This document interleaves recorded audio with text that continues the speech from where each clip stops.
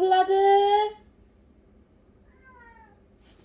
Vocabulary Cartoons presents review number 26, and you did a really good job.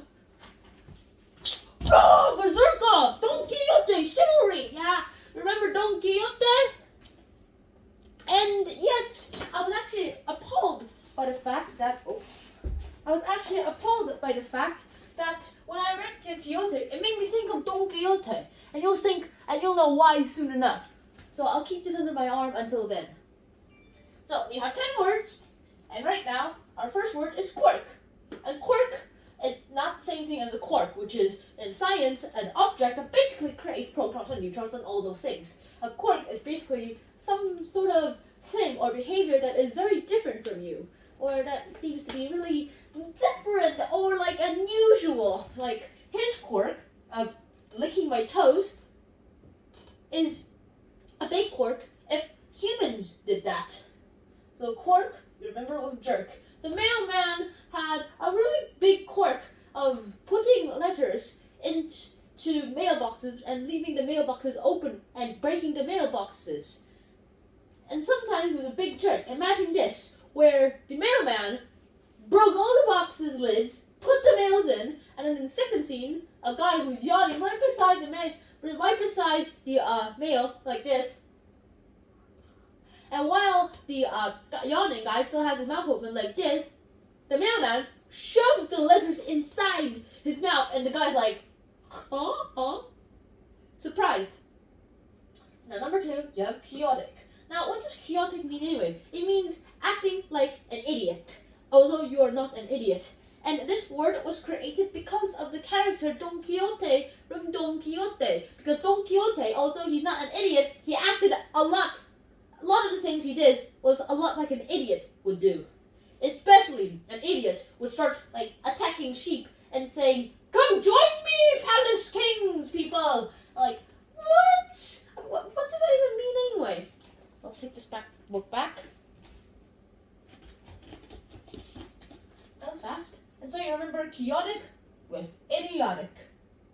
And so how do you remember chaotic with idiotic anyway? Well, imagine like this, a guy who's skateboarding and has a very long beard with like his suitcase shut right beneath the beard. The beard, he does not have any feel pain because he's numb with ice cold, and he's roller skates, and he's rolling skating through the middle of a road that is not a crosswalk, and all the cars are going over 60 miles per hour. That happens. So yeah, chaotic, remember chaotic with idiotic. It's not that Jim the Messenger was idiotic, it's just that he was chaotic. Acted like an idiot, not an idiot himself. Number 3, it was ramification, which is a noun that basically means a possible thing that could happen to you that is usually into the worst way. This, and you remember, with rams on vacation.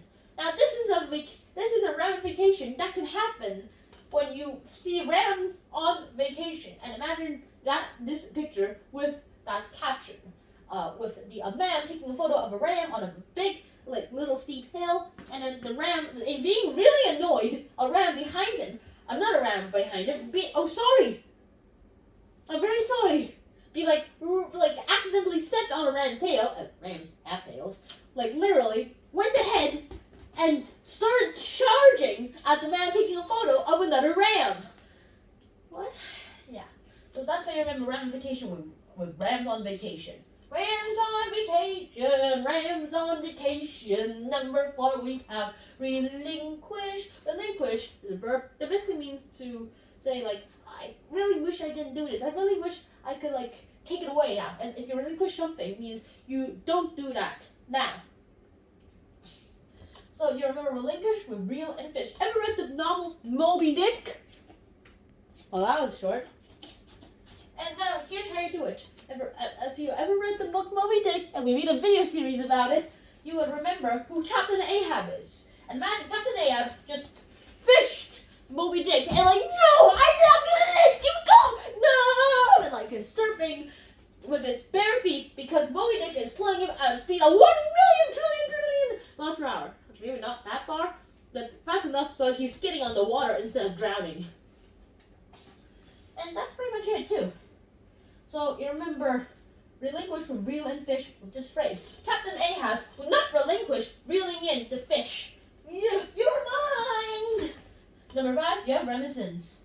You remember it? Reminisce. Imagine a former basketball player, now an office worker, like keep on like throwing paper balls in the basket, and one of them misses and hits the rim of the paper basket, waste basket, and bounces out, and then he remembers, reminiscing, that wow, I did that years ago, and that cost us a victory. No! And that time he like shot the basket and then hit the rim and fell not into the hoop but outside of the hoop back into his face.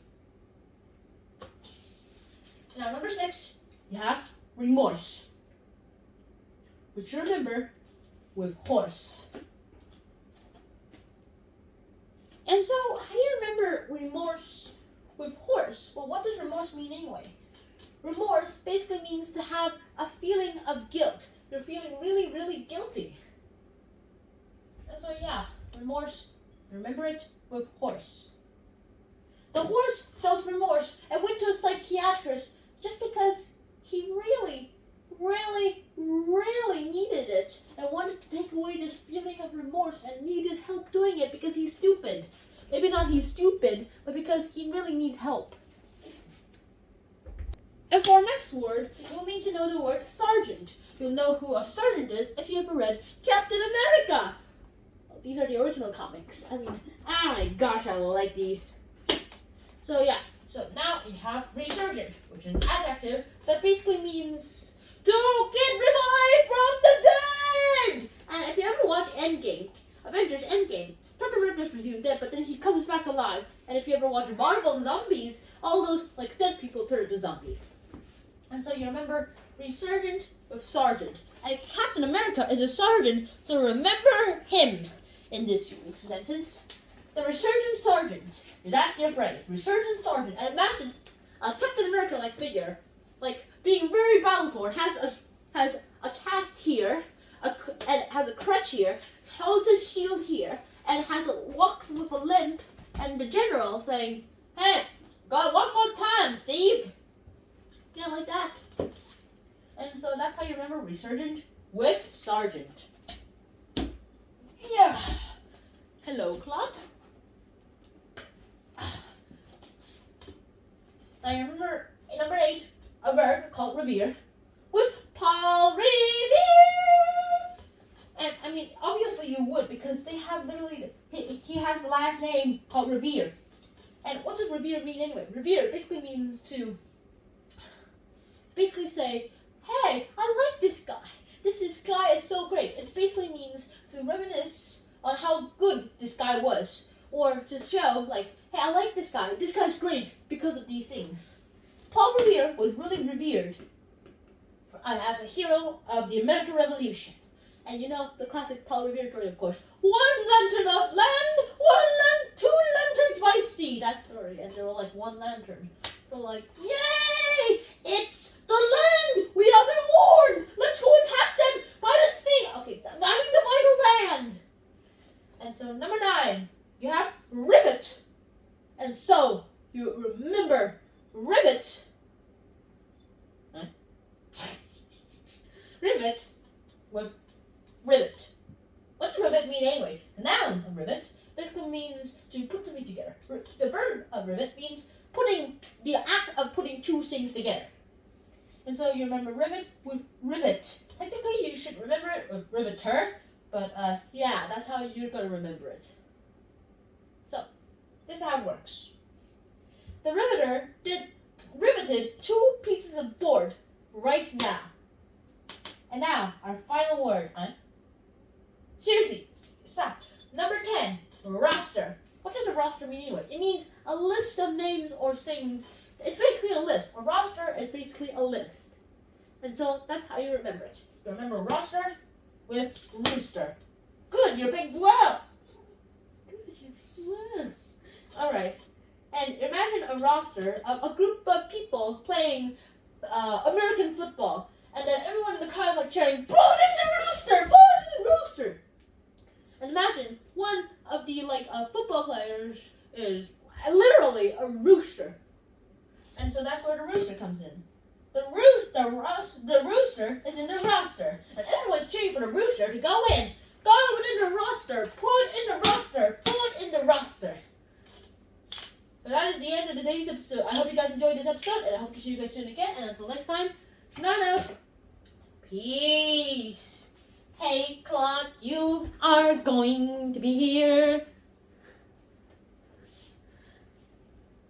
Bye bye. 再见. 안녕히 가세요.